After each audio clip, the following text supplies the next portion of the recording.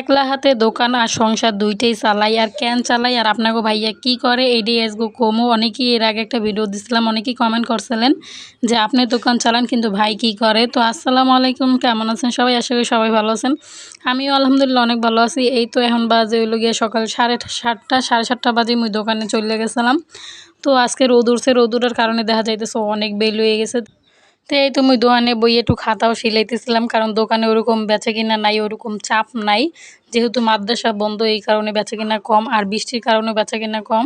এরপর মুই গেছিলাম রান্দার দ্বারে, কারণ এখন বাজে সকাল 11টা, মুই 11টা পর্যন্ত দোকান চালাই, তারপর রাঁধতে যাই।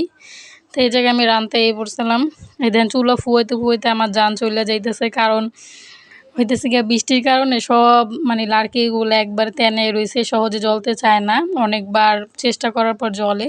তো যেমন তেমন ভাতটা রান্নার সময় একটু কষ্ট হয়, কিন্তু ভাত হওয়ার পর আর কষ্ট হয় না রাঁধতে। তো এই জায়গায় আমি করল্লা ভাজি করবো আর মিষ্টি কুমড়া কাটিয়ে নিতেছি, মিষ্টি কুমড়া তরকারি রান্নবো, শর্টকাটে কীভাবে রান্না যায়। আর পুরুষ মানুষ বাড়িতে না থাকলে মহিলারা যে কোনো কিছু রান্না করে খাইতে পারে। তো আমার ঘরে পুরুষ নাই, এই জন্য আমার রান্নার অত চাপ নাই। তো আমি 11টা বাজে আইয়ে সব কিছু গুছাই নিতে পারি 2টা 2:30টার মধ্যে।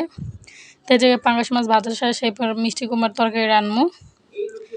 এরপর এই জায়গায় তরকারি সব কিছু রান্না চড়াই দিলাম। এর পাশাপাশি ঘরেও অনেক কাজ আছিল, কাজগুলো করলাম, বাচ্চাকে গোসল করাইলাম, সব কাম কাজ করলাম, সব কিছু তো আর ভিডিওতে দেখা যায় না। এরপর মুই এই জায়গায় ভাত খাইয়ে নিলাম। এই জায়গায় করলা ভাজি করছিলাম পাঙ্গাস মাছের ডিম দিয়ে, আর মিষ্টি কুমড়া দিয়ে পাঙ্গাস মাছ দিয়ে রাঁধছিলাম।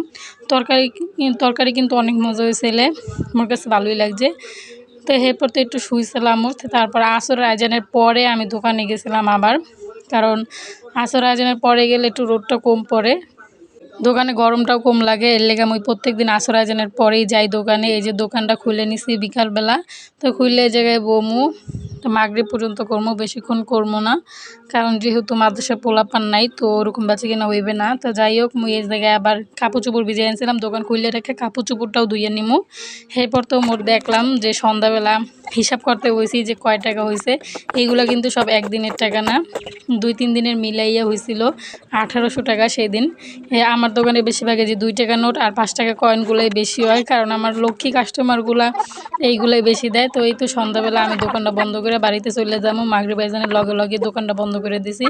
তো আজকে দেখাইলাম আমার রুটিন। তো আপনাদের কেমন লাগলো অবশ্যই কমেন্টে জানাই দিবেন।